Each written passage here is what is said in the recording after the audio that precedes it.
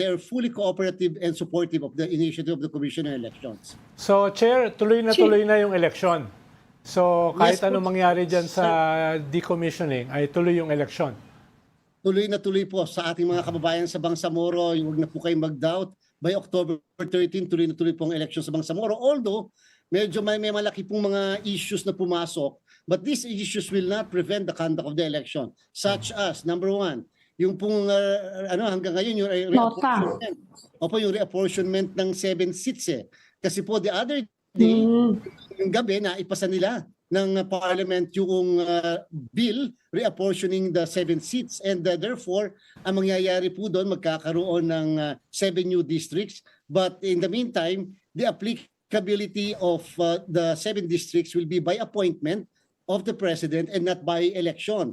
Kaya lang po ang malaking problema namin doon at issue, kaya po namin sinuspend ang printing ng balota supposedly today kasi may effect po, Ma'am Ami, Sir Ronald, Sir Bridges, sa ano po eh, may effect po ito sa ballot faces.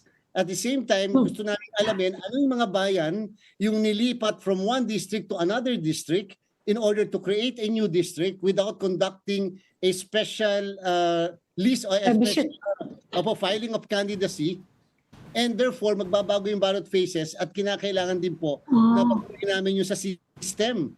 Kaya po ni-reset po muna natin yung printing ng balota. Ang second po na very important, yesterday po I conducted a very important emergency meeting with the 7 political parties, with the Citizens Arm, nandun yung Lenten, NAMFREL, and such other groups. Nandun din po yung mga members ng parliament.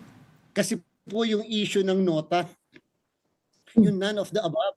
Kasi po for the first time in the history of our election, magkakaroon po tayo ng nota sa balota kung saan po, for example, there will be 5 candidates for a district representative.